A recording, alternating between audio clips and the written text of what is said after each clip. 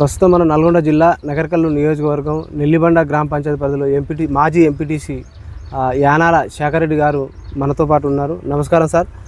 మీరు రాజకీయం ప్రస్థానం ఎప్పుడు మొదలైంది? మీరు పార్టీలో ఎలాంటి పదవులు పొందారు? మేము 2001 నుంచి తెలంగాణ ఉద్యమంలో చేసాం. తర్వాత తెలంగాణ వచ్చిన తర్వాత ఎంపీటీసీగా పోటీ చేసాం, గెలిచాం. అన్న వేముల వీరేశం గారు ఆధ్వర్యంలో చేసాం. ఇప్పుడు కూడా అన్నమ్మటే చేస్తున్నాం. మీరు తెలంగాణ ఉద్యమంలో పాల్గొన్నారు సార్. తెలంగాణ ఉద్యమం అంటే నీళ్లు, నిధులు, నియామకాల కోసం జరిగింది సార్. ఈ పోరాటంలో మీరు జేఏసీలో ఉన్నారా? జేఏసీతో ఉండి పోరాటం చేశారా? జేఏసీ వాళ్ళ మట్టు చేసాము. నీళ్లు నియామకాలు అన్న దాని మీద సరే ఎక్కడ ఏమొచ్చాయో మాకు తెలుస్తలే, కానీ మా నియోజకవర్గం మాత్రం నీళ్ళ విషయంలో మాత్రం అన్యాయమే జరిగింది తెలంగాణ గవర్నమెంట్లో. ఎందుకంటే ఎస్ఎల్బిసి కాలువ అనేది ఎప్పుడో వచ్చింది. మాకు లిఫ్ట్ ఎప్పుడు చూసినా 105 కోట్లు శాంక్షన్ అన్నారు. మంత్రి గారు హరీష్ రావు గారు కూడా వచ్చి మేము చేపిస్తాడు లిఫ్ట్, ఐట్పాల లిఫ్ట్. కానీ 10 సంవత్సరాలు కాలయాపన చేశారు. మాకైతే అసలు ఉద్యమం అనేది మామూలుగా ఒక వ్యవసాయం చేసుకుని రైతునే, ఎడ్యుకేషన్ కూడా అంతే పెద్దగా ఏం లేదు నాకు. నీళ్ళు అనే దాని మీద వ్యవసాయం చేసుకుంటే రైతుకి ఏముంటుంది? నీళ్ళ మీదనే ఉంటుంది అవగాహన. ఆ నీళ్ళ మీదనే నేను తెలంగాణలో పాల్గొన్నాం. కానీ నీళ్ళ విషయంలో మాత్రం మాకు ఇప్పటికి కూడా అన్యాయం జరిగింది. ఇప్పుడు మనకు కాంగ్రెస్ గవర్నమెంట్ వచ్చినాక లిఫ్ట్కు పైప్ లైన్ కూడా వేసిన పైపులు కూడా దిగినాయాడ, త్వరలో అయితే అని చెప్పింది. పైపులు ఆల్రెడీ వచ్చినాయి. మీరు ఒక సీనియర్ నాయకుడిగా ఉన్నారు, మీరు మాజీ ఎంపీటీసీగా పనిచేశారు. తెలంగాణ ఉద్యమంలో పనిచేస్తున్నప్పుడు తెలంగాణ ఉద్యమకారులకు గత 10 ఏళ్ల బీఆర్ఎస్ పాలన ఎలాంటి గౌరవం దక్కింది? ఉద్యమకారులకు మా కాడ నేను న్యాయమడి తిరిగిన బ్యాచ్లో మా సొసైటీలో అయితే ఎవరికైతే న్యాయం జరగలేదు. ఇప్పుడు మా యానాల లింగారెడ్డి అని చేసిండు, ఎలగందుల కృష్ణ అంటే అని చేసిండు. మా ఊళ్ళో అబ్బాయి కూడా జైలు కూడా పోయి వచ్చిండు. వాళ్ళకు మాత్రం ఇప్పటికి కూడా ఎలాంటి అన్యాయం జరగలేదు. తిప్పేసుకోండి సార్, కల్వ తిప్పే ఎలాంటి న్యాయం దక్కలేదు అంటారు. తెలంగాణ దాంట్లో మొత్తం ఏం న్యాయం జరగలేదు. మేము అసలు పార్టీలో జాయిన్ అవ్వడం, మాకు అంతకుముందు కూడా పార్టీతోటి కూడా అంత లింకప్ రాజకీయం లేకుండే. ఉద్యోగాలు నీళ్ళు అనే విషయంలో మేము నీళ్ళ గురించే అసలు ఎంటర్ అయినాం. ఎందుకంటే మాకు బోర్లు నీళ్ళు చాలా ఇబ్బంది. ఇక్కడ నీళ్ళు గడ్డ మీద ఉన్న కాలువ వచ్చింది, భూములు పోయినాయి. మాకు భూములు పోయినా కానీ నీళ్ళు రాలే. తెలంగాణ ఉద్యమంలో అంటేనే ఉవేసిన ఎగిసిపడింది. ఈ దేశంలోనే మొట్టమొదటి ఉద్యమంగా మనం పేర్కొంటున్నారు. ఉద్యమంలో పాల్గొన్నప్పుడు అంటే చాలామందిని జైల్లో పంపడం జరిగింది. ఉద్యమకారులకు వాళ్ళు అన్నీ వదిలేసుకొని కూడా రోడ్ల మీద ఉండి అన్ని కార్యక్రమాల్లో పాల్గొన్నాడు. సబ్బన జాతులు పాల్గొనడం తెలంగాణ చిందించింది. అయినా తెలంగాణ ఉద్యమకారులకు న్యాయం జరగలేదు. ఇప్పుడు మలిదశ ఉద్యమంలో తొలి అమరుడు శ్రీకాంతాచారి తల్లికి, ఆ ఫ్యామిలీకి ఎలాంటి గౌరవం దక్కింది? వాళ్ళకి ఏమైనా ఇప్పుడు అది మామూలుగా విలేజ్ అంటే అందరికీ ఎవరికి తెలియదు. శ్రీకాంతాచారి అంటే అసలు తెలంగాణ రాష్ట్రానికి ఒక గుర్తింపు వచ్చింది, తెలంగాణ ఉద్యమానికి. ఇప్పుడు అట్లాంటి కుటుంబానికి ఎంత న్యాయం జరిగిందో అన్ని పార్టీల వాళ్ళకి తెలుసు. నేను చెప్పనవసరం లేదు దాని గురించి. ఎందుకంటే మామూలు వాళ్ళకు కూడా తెలుసు. ఇప్పుడు ఏది ఉద్యమంలో పాల్గొన్న వాళ్ళు కూడా అన్నీ అనుభవించారు. ప్రాణాలు కోల్పోయిన శ్రీకాంతాచారి కుటుంబానికి ఏం న్యాయం జరగలేదు నేను అంటున్నాను. మరి ఇప్పుడు ప్రస్తుత కాంగ్రెస్ పార్టీలో గౌరవం దక్కే అవకాశం ఉందా శ్రీకాంతాచారి తల్లికి? ఇక అది పెద్ద లీడర్లది, మనది చిన్న స్థాయి. అప్పుడు ఎన్నికల ప్రచారంలో ముఖ్యమంత్రి గారు కూడా అన్నారు సార్, హామీ ఇచ్చిండు, ఉద్యమకారులను మేము సముచిత స్థానం కల్పిస్తూ ఉన్నారు, వాళ్ళ ప్లాట్లు కల్పిస్తూ ఉన్నారు. మరి ఇప్పుడున్న గవర్నమెంట్లో ఏమైనా న్యాయం దక్కే అవకాశాలు కనిపిస్తున్నాయా సార్? ఇక మరి అది పెద్ద ఎమ్మెల్యే లెవెల్ వాళ్ళ లెవెల్ ఉంటుంది. గ్రామస్థాయి లీడర్లు మేము చిన్న నాయకులు, సీనియర్ నాయకులు, చిన్న నాయకులం. అంత స్థాయి మాది కాదు. కాకుండా మా విలేజ్లో మా స్థాయిలో మాత్రం మాకు ఇప్పటికి కూడా ఇప్పుడు మా విలేజ్ నెల్లిబండ గ్రామ పంచాయతీకి పైలట్ కింద తీసుకుని మంచిగా న్యాయం జరిగిందని నేను అనుకుంటున్నాను. మాకు గత 10 బీఆర్ఎస్ పాలనలో ఎలాంటి అభివృద్ధి జరిగింది మన ఇక్కడ? మాకు బీఆర్ఎస్ గవర్నమెంట్లో మా విలేజ్కి ఏం న్యాయం జరగలేదు. మాకు నీళ్ళ విషయం జరగలేదు, ఏ డెవలప్మెంట్ విషయంలో మాత్రం జరగలేదు. మీరు అంటున్నారు ఇప్పుడు పక్కనే ఇప్పుడు కృష్ణానది వాటర్ ఎస్ఎల్బిసి ద్వారా వచ్చింది, ఐట్పాల లిఫ్ట్ ఇరిగేషన్ ప్రాజెక్టు చేపట్టి పంపింగ్ చేస్తుంటారు సార్. మరి దాని ద్వారా పైప్ లైన్ వేసి ఇక్కడ ఎంత విస్తీర్ణ సాగులోకి వచ్చే అవకాశం ఉంది? భూమి వస్తే ఒక 10 10,000 ఎకరాలు 11,000 ఎకరాలకు ఎక్కువ వస్తాయి మా మండలంలో. ఒక 3 విలేజ్లో ఎక్కువ చందంపల్లి, కడపర్తి, నోముల కాలువ పోవటం దగ్గరగానే పోయింది. కానీ ఇక ఒంటరిగా కేసీఆర్ గారు ఎప్పుడు డైలాగ్ చెప్పేది ఏది తలపన నీళ్ళు ఉన్నాయి కానీ మా తాగుతానికి వాడుకుంటే ఉన్నట్టు ఇప్పుడు మాకు కూడా అదే పరిస్థితి. మా భూములంగా నీళ్ళు పోయినాయి కానీ మాకు నీళ్ళు రాకుండా అయిపోయినాయి. మరి అప్పుడు గతంలో ఎక్కడ జాప్యం జరిగింది సార్? మరి ఆ ప్రాజెక్ట్ ఎందుకు ముందుకు తీసుకెళ్ళలేకపోయింది ఆ గవర్నమెంట్? ఇక అది అప్పుడు దాన్ని తీసిన కాలువ చేసిన గవర్నమెంట్ వేరు, వచ్చిన గవర్నమెంట్ తర్వాత వేరు, మళ్ళీ పరిపాలించిన గవర్నమెంట్ వేరు. ఇది రాజకీయంగా ఒకలేసిన ఫౌండేషన్ ఇంకోళ్ళు డెవలప్. ఇప్పటికి కూడా ఎస్ఎల్బిసి కాలువకు పిల్ల కాలువలు అనేవి ఉన్నాయి దానికి, కానీ ఇప్పుడు కూడా తేలాయి. Feeder channel తేలాయి. అవి ఓపెన్ ఇంతవరకు దాని గురించి పట్టించుకున్నాయి లేదు. ఇప్పుడు మరి ఐట్పాంలో లిఫ్ట్ ఇరిగేషన్ ప్రాజెక్టు ఇప్పుడు ప్రస్తుత ఎమ్మెల్యే వీరేశం గారి ఆధ్వర్యంలో, మంత్రి గారి ఆధ్వర్యంలో ముందుకు సాగుతుందా సార్? మరి ప్రాజెక్ట్ సాగుతుంది సార్. మొత్తం పైపులు అన్నీ దిగినాయి. మొత్తం ఒక 8 నెలలనే కంప్లీట్. మొన్నటిదాకా పొలాలు అయినాయి కాబట్టి పని ఏం సాగలేదు. అన్ని పంపింగ్ కోసం పైపులు అన్నీ వచ్చినాయి. ఇప్పుడు పని సాగుతుంది. ఇప్పుడు అక్కడ లిఫ్ట్ ఇరిగేషన్ ప్రాంతం నుంచి ఇప్పుడు ఇక్కడ కడపర్తి దాకా సార్ వచ్చే కడపర్తి, కొండారం, ఒల్లాల దాకా ఇక్కడ గవర్నమెంట్ కూడా పోతాయి. ఆ సమీప గ్రామ భూములు కోల్పోయిన రైతులకు నష్టపరిహారం ఏ విధంగా చెల్లిస్తున్నారు? ఇంకా దాన్ని ఇంకా ఏం తెలియదు సార్. అది మనకు ఇంకా దాన్ని ఎంక్వైరీ కాలేదు. మామూలుగా రైతుల భూములు లోపల అండర్ గ్రౌండ్ కాబట్టి దాని నష్టపరిహారం ఏం లేదని అనుకుంటున్నాం మేము. ఇప్పుడు ఆ ప్రాజెక్ట్ ఎప్పటిలోగా కంప్లీట్ అయ్యే అవకాశం ఉంది సార్? మా ఎమ్మెల్యే గారు అయితే 8 నెలల్లో 10 నెలల్లో అయిపోతుందని చెప్పింది సార్. ఇప్పుడు ప్రస్తుత కాంగ్రెస్ పార్టీ 6 గ్యారెంటీలతో అధికారంలోకి వచ్చింది. 6 గ్యారెంటీలు ఎన్ని గ్యారెంటీలు అమలు అవుతున్నాయి? ప్రజల స్పందన ఏ విధంగా ఉంది? ఇప్పుడు ఉచిత బస్సు అయింది సార్, ఉచిత కరెంటు అయింది, 500 రూపాయలు గ్యాస్ అయింది, సన్నబియ్యం కార్యక్రమం పంపిణీ అయింది. మనకి 1-2 బ్యాలెన్స్ ఉన్నాయి. సరే ఇప్పుడు వెనుకో ముందు అయితే అన్నీ ఒక్కసారి అయితే కావు. ఇప్పుడు వరకైతే అనుకున్న కాడికైతే మేము ఊర్లలో 6 గ్యారెంటీల మీద మనం ముఖ్యమంత్రి, ఉప ముఖ్యమంత్రి సంతకాలు పెట్టారు, మన కార్యకర్తలు కూడా సంతకాలు పెట్టి ఇచ్చాం. ఇచ్చినట్లు కూడా ఒకటి ఏదో 2500 అనేది ఒకటే పెండింగ్ ఉన్నది నాకు తెలిసి. మ్యాక్సిమం అన్నీ అయినాయి. ఇప్పుడు ఇటీవల సన్నబియ్య కార్యక్రమం కూడా పంపిణీ జరిగింది సార్. మరి సన్నబియ్యం మీద ప్రజలు ఏ విధంగా స్పందన ఉంది? సన్నబియ్య కార్యక్రమంలో ఎలాంటి అంటే పేదలకు నిరుపేదలకు ఏ విధంగా? సన్నబియ్యం మంచిగా ఉన్నాయి అని అందరూ అంటారు, తింటారు. ప్రస్తుతం ఇప్పుడు ఈరోజు నేను కూడా అయ్యే వండుకున్నాను. ఇప్పుడు మా మిస్సెస్ ఊర్లో లేకున్నా కూడా ఇప్పుడు అయ్యే పోస్ట్ వండుకున్నా, అయ్యే తింటాం మేము. ఇక్కడ సమీప గ్రామ ప్రజలు చెప్తున్న మాట సార్, కరోనా టైంలో, పాండమిక్ సిచ్యువేషన్ టైంలో దేశంలో కరోనా విపత్తు, ప్రపంచమే మొత్తం అతలాకుతం అయిపోయింది.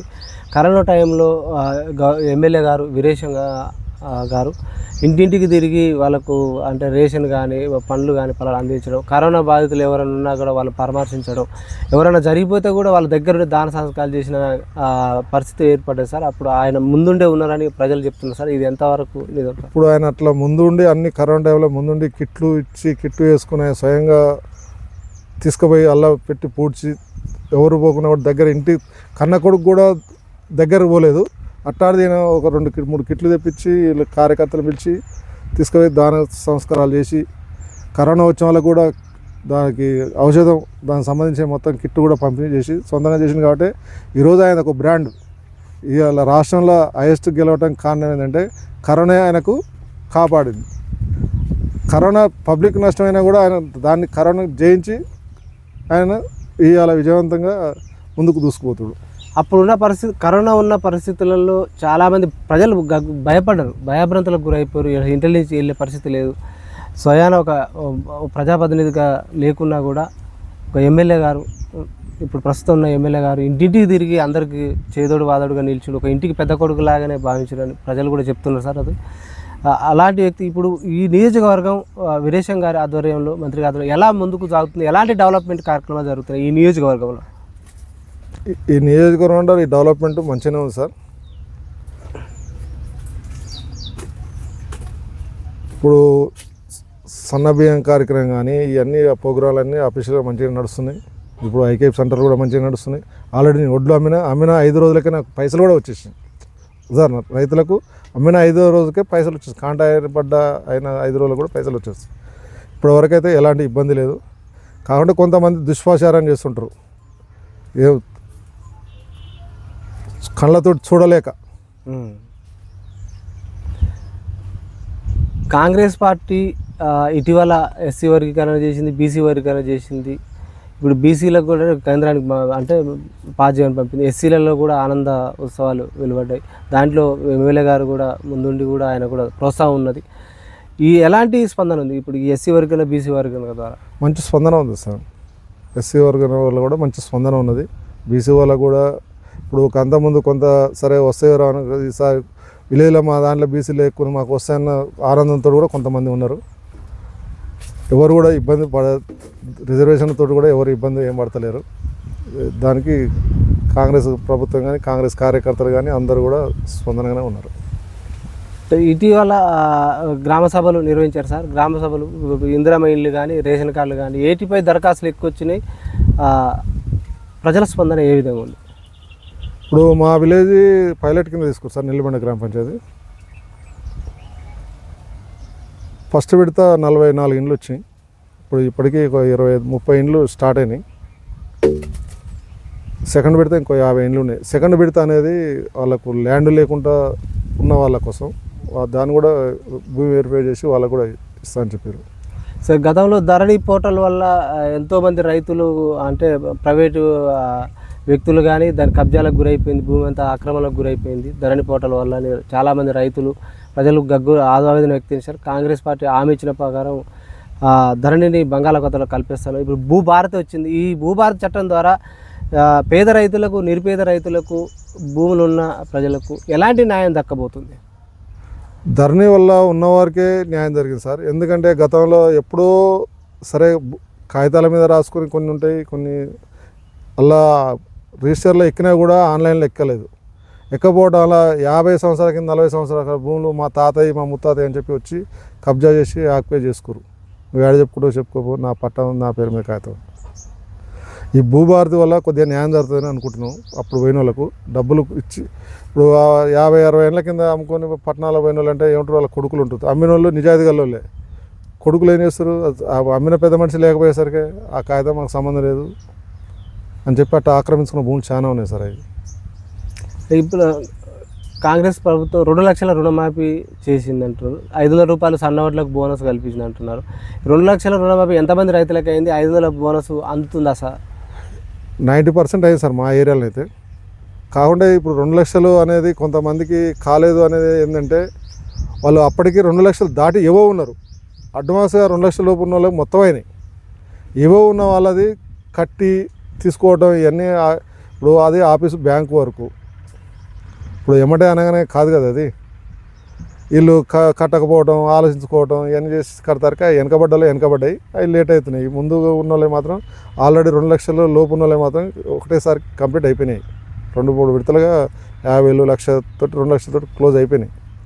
కానీ ఈ పెండింగ్ వల్ల మన రైతు పెండింగ్ వల్లనే మళ్ళీ కొంచెం ఒక అడుగు వెనక మన రైతు చేస్తారు కదా, 2 అడుగులు వెనకకి వెళ్ళిపోయింది. అదే రైతులు కూడా ప్రధానంగా వాళ్ళ ఆవేదన వ్యక్తం చేస్తున్నారు సార్. 2 లక్షలు అంటే ఉన్న పైచీలు కూడా అక్కడిక్కడ అప్పులు తెచ్చి కట్టడం, ఇప్పుడు అక్కడ మిత్తి పెరిగిపోతుంది, ఇక్కడ బ్యాంకులో పెరిగిపోతుంది. ఇది కావట్లేదు. ఇది ఆ బ్యాంకుల దృష్టికి ప్రభుత్వం తీసుకుపోయి సమన్వయం చేసి కోఆర్డినేషన్ చేసి ఈ ఉన్న ఎవరైతే 2 లక్షల వరకు ఉన్నదో అది మాఫీ చేస్తే బాగుండదు వాళ్ళ ఆవేదన వ్యక్తం చేస్తారు. అయ్యే అవకాశాలు ఉన్నాయంటారు సార్ వాళ్ళకు కూడా? అయితే కాకుండా కొంచెం టైం పడుతుంటుంది. ఏదైనా వెనకబడ్డాక కొద్దిగా వెనకబడ్డదానికి రిస్క్ ఎక్కువనే ఉంటుంది. ఎందుకంటే దానికి పని ఎక్కువనే ఉంటుంది. ఫస్ట్ దానికి సెకండ్ దానికి ఎట్లాగో తేడా వస్తుంది. అయితే మనము ఉప ముఖ్యమంత్రి గారు కూడా చెప్తూనే ఉన్నాడు అయితే అని. కాబట్టి టైం పడుతుండొచ్చు అంతవరకు. ఇప్పుడు ఈ అంటే స్థానిక సంస్థల ఎలక్షన్ వచ్చి 1.5 సంవత్సరం అవుతుంది సార్. దానివల్ల స్పెషల్ ఆఫీసర్ పాలన ఉందంటున్నారు. స్పెషల్ ఆఫీసర్ ప్రజలు ఏమంటారు, స్పెషల్ ఆఫీసర్ ఎవరో మాకు తెలియడం లేదంటున్నారు. గ్రామాలు కొంచెం అభివృద్ధికి నోచుకోవడం లేదంటున్నారు. కేంద్ర నిధులు రావట్లేదు అంటున్నారు సార్. ఎక్కడ జాప్యం జరిగింది, ఎప్పుడు నిర్వహించే అవకాశం ఉంటుంది ఈ స్థానిక సంస్థల ఎలక్షన్? ఇక స్థానిక సంస్థ ఎలక్షన్ అన్నాడు సార్. ఇప్పుడు అంతకుముందు ఉన్నప్పుడు మా విలేజ్ టీఆర్ఎస్ గవర్నమెంట్ ఉన్నప్పుడు మా విలేజ్లో 8 గ్రామ పంచాయతీలు వెనకబడే ఉన్నాయి. ఇప్పటికి అయిపోయి కూడా 3 సంవత్సరాలు అవుతుంది. ఈ గవర్నమెంట్కి సంవత్సరం అవుతుంది కానీ అవి అయిపోయి 3 సంవత్సరాలు దాటింది. అప్పటి నుంచి కూడా స్పెషల్ ఆఫీసర్లే పనిచేస్తారు. ఈ త్వరలో స్థానిక సంస్థల ఎలక్షన్ రాబోతుంది సార్. ఎలక్షన్ అంటే మద్యం డబ్బు ఏర్లై పారుతున్నది. ప్రజలను ప్రలోభాలకు గురి చేస్తున్నాయి. రాజకీయ పార్టీలు ప్రలోభాలకు గురి చేస్తుంటారు. మద్యం డబ్బు ఇచ్చి తాయిలాలు ఇచ్చి దీనివల్ల ఆ, గ్రామం అభివృద్ధికి నోచుకోవడం లేదు. అలా చేయడం వల్ల ప్రజల్లో కూడా అంటే ఇక్కడ ఎక్కడైనా గ్రామాలు అభివృద్ధికి కుంటుపడిపోతున్నాయి అంటారు. ప్రజల్లో మార్పు రావాలంటే ఈ మద్యం డబ్బు నుంచి పారదాలంటే ఒక సీనియర్ నాయకులు ఉన్నారు. ఓటర్లకు ప్రజలకు ఏం సూచన చేస్తారు మీరు? ఇప్పుడు డబ్బులు పంచుడు అంటే డబ్బులు పంచినంత మాత్రాన డబ్బులు ఎక్కువ పంచుడే తప్ప ఓటర్ ఎవరికి వెళ్ళినా వాళ్ళకేస్తారు. ఎవరిచ్చినా వద్దన్నాడు. ఓటర్ ఇస్తాను దగ్గర తీసుకోకపోతే వాడు కంట అయిపోతాడు. ఓటరు ఇప్పుడు డబ్బులు నేను ఇస్తాను తీసుకోకపోతే వాళ్ళతో పంచాయతీ పెట్టుకున్నట్టు ఉంటుంది. ఎవరిచ్చినా తీసుకున్నా వేసే వాళ్ళకే వేద్దాం అన్నట్టు ఉన్న జనం కూడా ఓటర్ కూడా చాలా తెలివికలలు. అంత అమాయకులు డబ్బులు తీసుకొని మాకే వేస్తారని అనుకోవద్దు. ప్రధానంగా యువత కూడా బాగా పట్టణాల్లో గ్రామాల్లో యువత డ్రగ్స్కు మద్యాన్ని బానిస అయిపోయి వాళ్ళ కుటుంబాలే చిన్న భిన్నం అయిపోతున్నాయి సార్. యువత దాని బానిసలు కాకుండా ఈ ప్రస్తుతం ఉన్న గవర్నమెంట్ ఏమైనా చర్యలు చేపడుతుందా? యువతలో మార్పు రావాలన్నా ఈ సమాజంలో మార్పు రావాలన్నా ఇలాంటి వాటిని వ్యసనాలకు బానిస కాకుండా ఉండాలంటే మీరు ఒక సీనియర్ నాయకుడు ఉన్నారు, ఏం సూచన చేస్తారు యువతకు? ఇప్పుడు యువతకు ఒకప్పుడు గవర్నమెంట్ యువతకు ఏం పనులు కనిపించక పనులు లేక ఒకరికొకరు బ్యాచ్ అయ్యి ఒకదానికొకటి చెడు అలవాట్లకు పడిపోయారు. ఇప్పుడు మన గౌరవ ముఖ్యమంత్రి గారు కొన్ని కంపెనీలు అయ్యి తెచ్చి యువతకు పని కల్పిద్దామనే దాని మీద ఇప్పుడు కూడా నిన్న కూడా జపాన్ పోయి కూడా కొంతమంది పని చేస్తున్నాడు. కాంగ్రెస్ గవర్నమెంట్లో ఎప్పుడు ఇవన్నీ లేవు. డ్రగ్స్ ఇవన్నీ గతంలో ఇప్పుడు గతాన్ని పోల్చుకొని చూసినా కూడా ఈ చెడు అలవాట్లు అనేవి తక్కువ ఉంటాయి.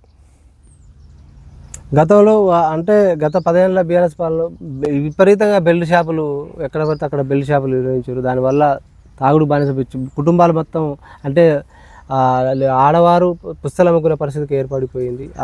దానివల్ల భర్తలు తాగుడు బానిస అయిపోయి ఇప్పుడు ప్రస్తుత కాంగ్రెస్ పార్టీ అటు బెల్ట్ షాపుల నిర్మూలనకు ఏమైనా కృషి చేస్తుందంటారా? ఇక అది హైకమాండ్ వాళ్ళు చూస్తారు సార్. మనం చిన్న సీనియర్ నాయకులైనా అంత కొంచెం మన లెవెల్. మరి నెల్లిబండ అంటే ఫేమస్ లింగమంతుల స్వామి టెంపుల్ సార్. అది డెవలప్మెంట్ గత ప్రభుత్వంలో కూడా కాలేదు సార్. ఇప్పుడు ఈ వేముల వీరేశం గారు ఎమ్మెల్యే గారు చేయగలుగుతారా సార్? గతంలో ఎప్పుడు సందో అనుకున్నాం డెవలప్ చేయాలని. వీరేశం గారు వచ్చిన కాంచి అంతకుముందైనా ఒక పైప్ లైన్ ఇప్పించిండు, మొన్న కూడా లైట్లు కూడా ఇప్పించిండు. దానికి బ్యాలెన్స్ ఒక రోడ్డు ఉన్నది వాగ్దానం చేసిండు, ఇప్పిస్తాడు. కాకపోతే కొంచెం గవర్నమెంట్ దగ్గర ఆర్థిక పరిస్థితి అట్టి ఉంది కాబట్టి మేము కూడా అడగలేకపోయినాం. ఈసారికి చేపిద్దామనే ప్లాన్లోనే ఉన్నాం. సార్ ఇప్పుడు వీరేశం గారు విద్యా వైద్యం పైన ఈ నియోజకవర్గంలో ఎలాంటి బలోపేతం చేస్తున్నారు సార్? ఉద్దీపనాన్ని పెట్టి ఆయన ఎమ్మెల్యే ఉన్నప్పుడు ఎమ్మెల్యే లేకున్నా కూడా అసలు ఆ డబ్బులు ఎక్కడి నుంచి తెచ్చుండో ఎట్లా ఖర్చు పెట్టుకుంటుండో అది ఆయనకే తెలుసు, ఎవరికి కూడా తెలియదు, రెండో వానికైతే తెలియదు. అది ఫుల్ సక్సెస్. ఆయనకు కరోనా ఉద్దీపన ఈ రెండే ఆయనకు గుండెకాయ లాంటివి. ఉద్దీపన ఆధ్వర్యంలో ఎలాంటి అంటే పేదలకు పిల్లలకు ఎలాంటి చదువులు అందుతున్నారు? పేదలకు ఉచిత చదువు చెప్పిస్తుంది. ఇంగ్లీష్ మీడియం ఇంగ్లీష్ మీడియం అంటే భోజనం అన్ని వసతులు ఉన్నాయి సార్ ఉద్దీపన ఫౌండేషన్. ఉచిత భోజనం కూడా. అంతకుముందు కూడా వేరే స్కూళ్ళల్లో కూడా పెట్టింది, గవర్నమెంట్ స్కూళ్ళల్లో కూడా. ఇప్పుడు ఒక్కనే పెట్టి చెప్పిస్తుంది. ఇప్పుడు ఈ నియోజకవర్గం గౌరవ ఎమ్మెల్యే గారి ఆధ్వర్యంలో ఎలా డెవలప్మెంట్ అవుతుంది? డెవలప్ అవుతుంది సార్, మంచిగా డెవలప్ అవుతుంది. రోడ్లు కానీ. సార్ ఇప్పుడు వీరేశం గారు గతంలో ఉన్నట్టు లేడు, అక్కడక్కడ భూ కబ్జాలు ఆయన కింద ఉన్న వాళ్ళు భూ కబ్జాలు చేస్తున్నారని తెలుస్తుంది సార్. అది ఎంతవరకు వస్తుంది సార్? ప్రతిపక్షాలు అంటున్నాయి ఇప్పుడు భూ కబ్జాలు ఎక్కడ ఉంటాయి సార్?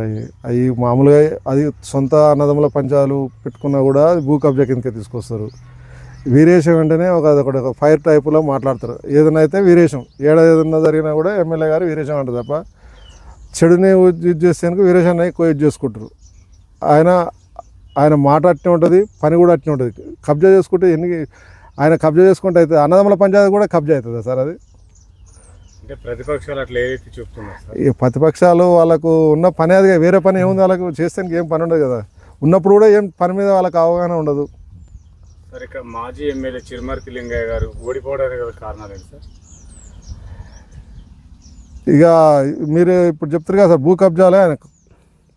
మా ఏరియాలో కూడా కాలుమడి కూడా చేశారు, ఎస్ఎల్బీస్ కాలుమడి కూడా చేశారు. మా విలేజ్ వాళ్ళది, మళ్ళీ వేరే వాళ్ళు కాదు, ఎస్సీ వాళ్ళది. సార్ ఆయన ఏ రోజైనా ఇప్పుడు మా లింగమంతుల స్వామి టెంపుల్ డెవలప్మెంట్ కోసం ఎప్పుడైనా కృషి చేయడం జరిగింది సార్? చేసిన శిలాపలకైతే ఉంది సార్, దాన్ని అయితే ఏం అవపడతలేదు కానీ శిలాపలకైతే అవపడుతుంది. అభివృద్ధి లేదా? గుట్ట పక్కన శిలాపలకైతే అవబడుతుంది, అభివృద్ధి అయితే ఏం లేదు. కొబ్బరికాయలు కొట్టుడు తప్ప వేరేదైతే ఏం చేయలేడు. అంటే గత ప్రభుత్వంలో ఎలాంటి అభివృద్ధి కార్యక్రమాలు చేసిస్తారు? వాళ్ళు కూడా అనేకమైన పథకాలు తీసుకురావడం జరిగింది కదా సార్.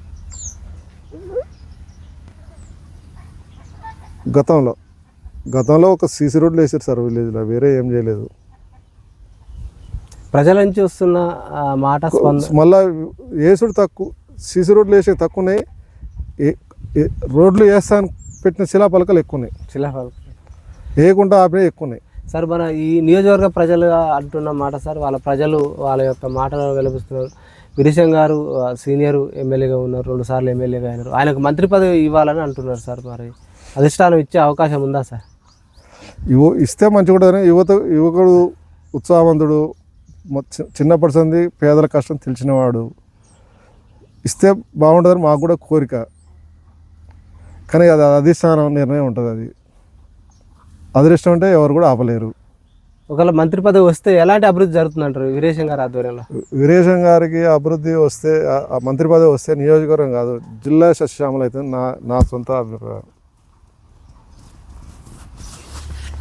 ఇప్పుడు కూడా మన నియోజకవర్గం వేరే నియోజకవర్గాలు కూడా వచ్చి ఆయనతో పని చేయించుకొని పోతారు. మంత్రి పదవికి అదుడా కాదా? సబ్జెక్టు మీద అవగాహన ఉంది, వర్క్ మీద అవగాహన ఉంది, మంత్రి పదవి కూడా అర్హుడు. సార్ నకరేకల్లు మున్సిపాలిటీగా ఉన్నప్పుడు డెవలప్ అయిందా, గ్రామ పంచాయతీగా ఉన్నప్పుడు డెవలప్మెంట్ ఉందా sir?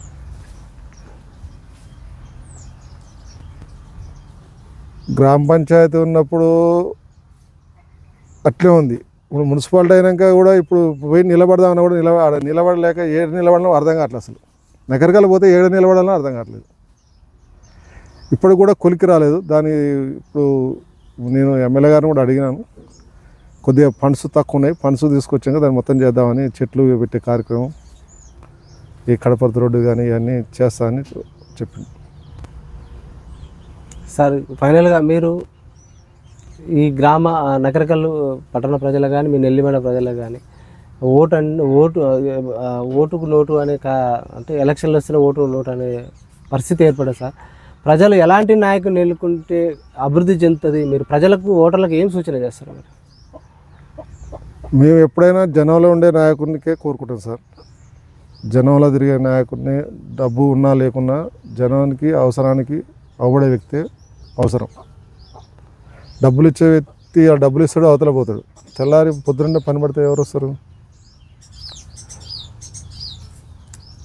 Okay sir, thank you sir. చూస్తూనే ఉండండి మీ తెలుగు టీవీ.